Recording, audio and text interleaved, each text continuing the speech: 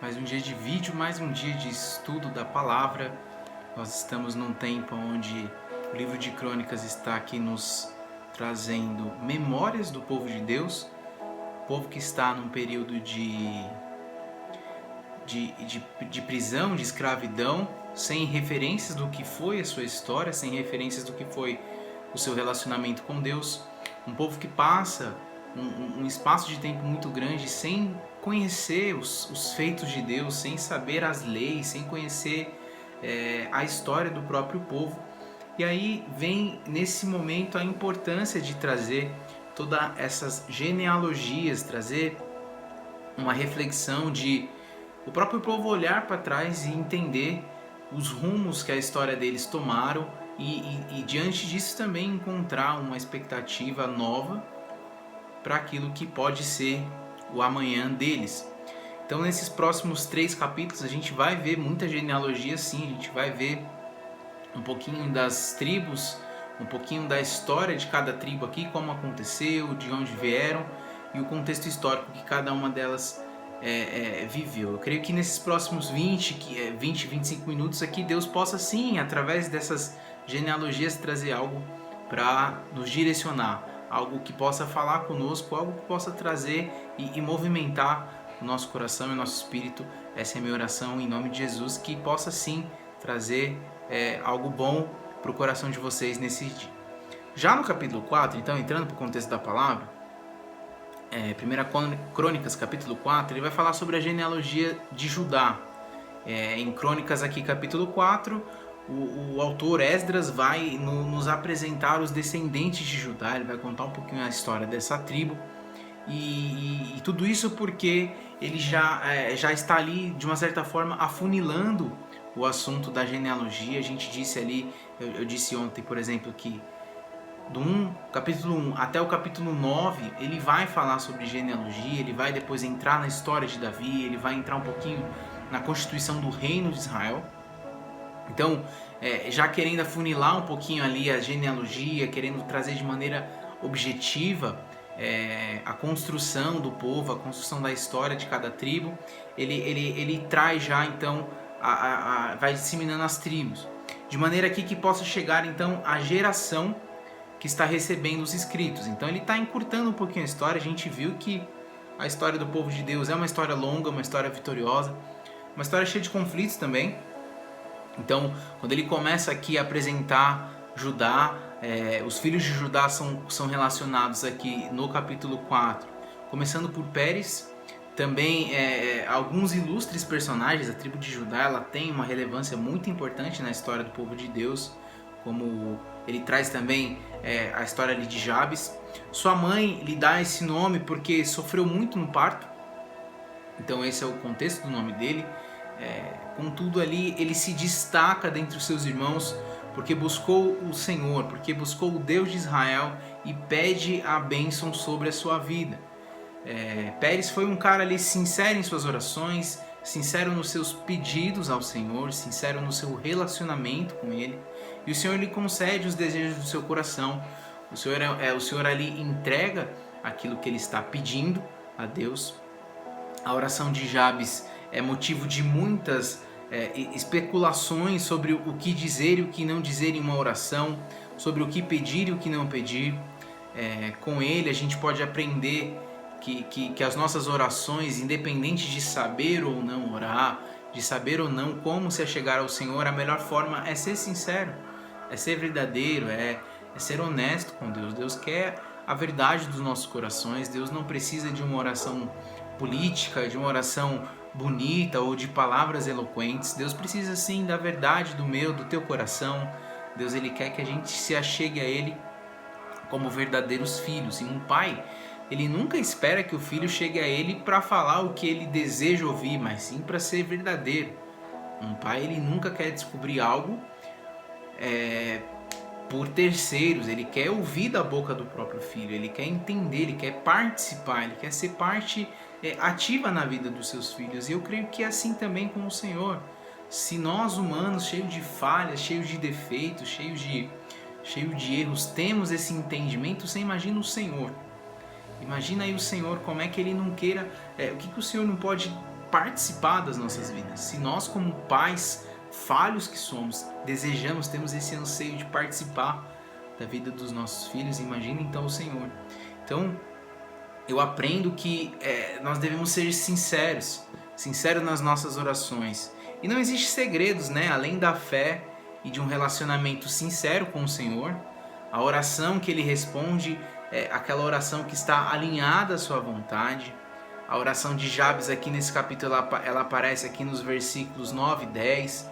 E o texto diz que Jabes foi um homem, versículo 9, mais respeitado de sua família. Sua mãe lhe deu o nome de Jabes, dizendo: com muitas dores o dei à luz. E Jabes ora a Deus, versículo 10. Abençoa-me e aumenta as minhas terras, que a tua mão esteja comigo, guardando-me de males e me livrando de dores. E Deus atende o seu pedido. Então você vê que a oração dele é a oração que muitos de nós quer. E eu entendo aqui que não há nada de errado em pedir ao Senhor. Pelo contrário, a palavra de Deus diz que nós pedimos mal e que muitas vezes nós não recebemos porque não sabemos pedir. Então eu aprendo aqui que não há nada de errado em pedir. Não há nada de errado em querer ser próspero. Não há nada de mal em querer ter posses, ter terras no caso dele. Sei que para muitas outras pessoas possam ser outros os pedidos, mas eu entendo que não há nada de errado. O Senhor, Ele quer que o nosso coração seja verdadeiro, que o nosso coração seja sincero. Então, o que eu aprendo com esse capítulo é sobre a sinceridade do nosso coração, sobre a sinceridade das minhas orações, sobre a sinceridade do meu relacionamento com o Senhor. E aí já no capítulo 5, ele vai falar sobre, ele vai trazer a genealogia de Ruben, Gade e Manassés. Ele vai falar sobre as 3 tribos, né? As 3 tribos que ficaram do outro lado do Jordão, as tribos que não atravessaram o Jordão. Vamos voltar um pouquinho aqui na história. Quando eles estavam ali sob a liderança de Josué, Josué capítulo 1, dos versículos 12 ao 15, naquele contexto ali, eles estavam atravessando o Jordão, eles iriam terminar a batalha, eles iriam ali, estavam chegando ao final praticamente da travessia de praticamente adentrar na Terra Prometida e tomar por posse a promessa que Deus tinha dado para eles. Essas 2 tribos, tribo de Ruben, tribo de Gade e metade da tribo de Manassés, decidem ficar numa área além do Jordão, uma área que eles identificaram, uma terra que eles identificaram como uma terra boa, como uma terra proveitosa para a cultura que eles queriam ali, tanto para a plantação, para o gado e tudo mais. Eles pedem a Josué, eles fazem uma aliança com Josué de que eles não vão abandonar, que eles não vão deixar a batalha, mas que Josué permitisse que eles ficassem naquela terra. Então eles deixam a família deles ali, eles atravessam, os guerreiros, né, os guerreiros daquelas tribos, né, dessas 2 tribos e meias, atravessam a batalha, lutam, conquistam, cumprem com a palavra e depois voltam para sua terra. Então esse é o contexto histórico. E esse capítulo 5 vai relembrar um pouquinho disso. Vai relembrar um pouquinho da caminhada dessas tribos, vai relembrar um pouquinho de como foi, da genealogia deles.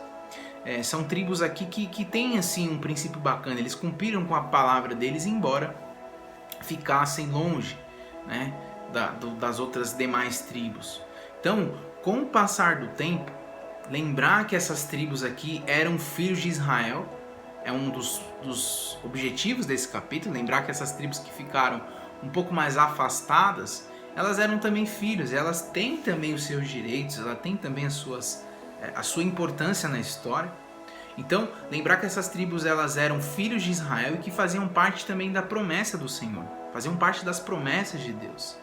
Então, se torna especialmente difícil tudo isso, por causa também, como eu disse aqui, da distância que havia entre essas tribos das outras que atravessaram do Jordão. A distância cria sim uma barreira entre eles, cria sim um laço diferente. Além disso, muito antes, né, que o reino do norte e do sul fossem atacados, essas tribos já eram atacadas por outras nações inimigas, como a Síria. Elas já tinham sido levadas cativas pela Síria. Vale imaginar que as tribos que estão juntas, que estão perto, ao serem atacados, é mais fácil de se unir. É mais fácil de planejar uma defesa ou até mesmo um ataque.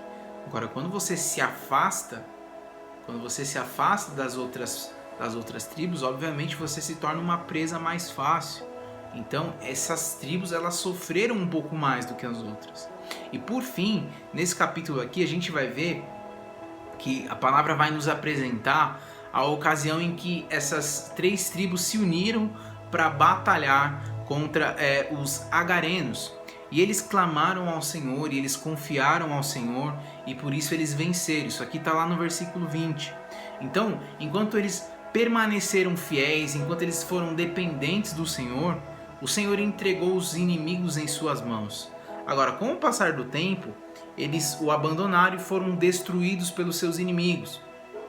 Eu falei dessa batalha aqui, no versículo 20 vai dizer aqui, 18 ao 20 vai dizer: as tribos de Ruben, Gad e a metade da tribo de Manassés tinham juntas 44.770 homens de combate, capazes de empunhar escudo, espada, de usar arco e treinados para a guerra. E eles entraram em guerra contra os agarenos e seus aliados Getur, Nafis e Nobade. E durante a batalha clamaram a Deus, que os ajudou, entregando os agarenos e todos os seus aliados nas suas mãos. Deus os atendeu porque confiaram nele. E tomaram dos agarenos o rebanho de 50.000 camelos, 250.000 ovelhas, também fizeram 100.000 prisioneiros, e muitos foram os inimigos mortos, pois a batalha era de Deus. E eles ocuparam aquela terra até a época do exílio. Então, enquanto eles estavam fiéis, estavam permanecendo fiéis ao Senhor, eles prosperaram, obtiveram vitórias. Enquanto eles abandonaram a sua fidelidade, abandonaram os seus princípios com o Senhor, eles pereceram. Então, 2 lições importantes que eu aprendo com esse capítulo. Primeira é que estar afastado dos demais, estar afastado daqueles que são os escolhidos por Deus para nos auxiliar na caminhada, ou seja, se separar do rebanho, nos torna presa fáceis, nos faz de nós presas fáceis diante dos nossos inimigos. E o segundo ponto é que se a nossa fidelidade ao Senhor for parcial, uma certeza que a gente pode ter é que a gente vai perecer durante o caminho, durante a jornada. Então, a nossa fidelidade ao Senhor, ela não deve ser momentânea, ela não deve ser parcial, ela não pode ser, em hipótese alguma, baseada em algum tipo de interesse, porque se for assim nós já estamos fadados ao fracasso. E também que a gente nunca se afaste do rebanho, que nós não somos feitos para caminhar sozinhos, que nós não fomos feitos para caminhar em distância ou à distância daqueles que o Senhor levanta como tribo para nós, levanta como parceiros de uma caminhada sobre as nossas vidas. Então, essas são 2 lições interessantíssimas para a nossa vida que esse capítulo nos traz. E o último capítulo de hoje, no capítulo 6, ele vai falar sobre a genealogia de Levi, da tribo de Levi. Aqui, nós vamos ver a palavra de Deus falando de uma maneira aqui proposital a genealogia de Levi. Isso porque aqui ao ser apresentada essa tribo, ela fica no meio das genealogias, assim como na disposição geográfica das tribos, onde também ela era cercada por todas as outras tribos. A gente viu isso, a gente vê essa divisão lá no estudo de Números, capítulo 2, do versículo 1 ao 34, ele vai falar sobre essa divisão, sobre essa disposição das tribos, onde cada um ficou ali no seu lugar, e a tribo de Levi sempre ao centro. É como se a tribo de Levi ela fosse um elo entre todas as tribos. A tribo de Levi, que foi separada pelo sacerdócio, foi separada para viver para o Senhor, ela é então um elo. Ela como se fosse um elo de ligação entre as tribos e tal, ela tudo se centraliza ali. Se centraliza no sacerdócio, se centraliza naqueles que são os que vivem e buscam ao Senhor de verdade, que tem aquele relacionamento intenso de sacerdócio, de trazer a presença de Deus para o meio do povo. Durante a peregrinação no deserto, as 11 tribos, elas cercaram o tabernáculo por todos os lados e os descendentes de Levi marchavam no meio do acampamento. O objetivo aqui dessa disposição, é interessante a gente falar disso mais uma vez, o objetivo dessa disposição era mostrar que a adoração a Deus, ela deveria ser prioridade para a nação. A adoração deveria ser prioridade. E a adoração é sempre algo importante falar, porque nos dias atuais há uma confusão muito grande quando nós falamos de adoração. Adoração não fala sobre música, não fala sobre canções, não fala sobre saber tocar instrumentos, saber cantar, enfim. Adoração fala sobre um estilo de vida. Um estilo de vida de sacrifício, um estilo de vida de santidade, um estilo de vida de busca ao Senhor. Um estilo de vida de dedicação, alegria e busca, por exemplo, do que são os mandamentos, do que são as vontades do Senhor. Isso é adoração. Se você busca ou entende viver em adoração por cantar, por tocar ou por fazer algo assim, mas que você não tem uma vida de busca em santidade, uma vida de busca em conhecimento do que é o Senhor, e o Senhor é a sua própria palavra, há algo errado. Isso não é adoração. E Deus está nos ensinando isso aqui desde o começo ali da história do povo no Egito. A adoração é um estilo de vida, e que eu oro para que o Senhor venha mudar os nossos corações e o nosso entendimento seja aberto, para que a gente pare de ser enganado nesse sentido e que a gente viva uma verdadeira adoração. A palavra de Deus diz que Ele busca aqueles que o adoram em espírito e verdade, ou seja, um verdadeiro adorador, aquele que busca assim da sua palavra, que tem prazer nas leis do Senhor, que tem prazer nos mandamentos de Deus, aquele que tem prazer em conhecimento daquilo que é o próprio Senhor, de buscá-lo, de estar perto, de relacionar com Ele, e automaticamente faz disso, quem vive isso automaticamente, ao manifestar os dons, ou seja, ao manifestar a arte, ao manifestar os talentos, isso se conecta totalmente ao Senhor, porque quando você o conhece, não há nada mais importante do que Ele. Quando você o conhece, não há nada mais importante do que ser visitado e também de entregar tudo que você tem, tudo que você é, ou tudo que você pode fazer a Ele. Então, o objetivo aqui era que a adoração fosse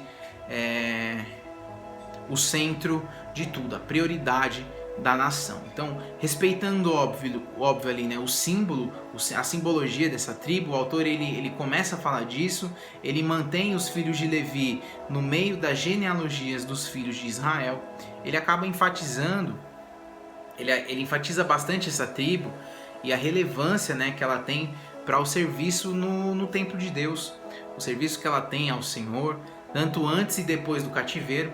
É a tribo de Levi quem vai servir ao Senhor, é a tribo de Levi quem serve no templo, é sempre a tribo de Levi quem faz o serviço do Senhor, é sempre a tribo de Levi que levanta um sacerdócio.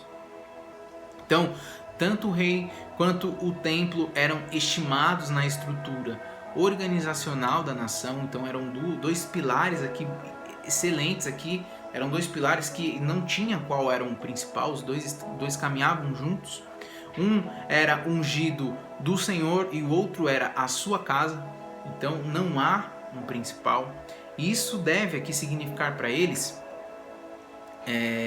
que caso ali desejassem a restauração e a bênção do Senhor, eles deveriam organizar essas duas estruturas e buscar reaprender a buscar ao Senhor.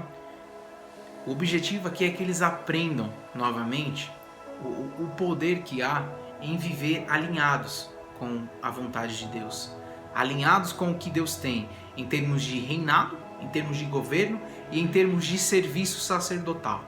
A nação de Israel, ela prospera, ela vence tudo o que venceu, ela conquista os territórios que conquistou, ela tem a importância que teve até esse momento atual aqui da história que a gente está lendo, onde eles foram levados cativos para a Babilônia, exatamente por caminhar em aliança.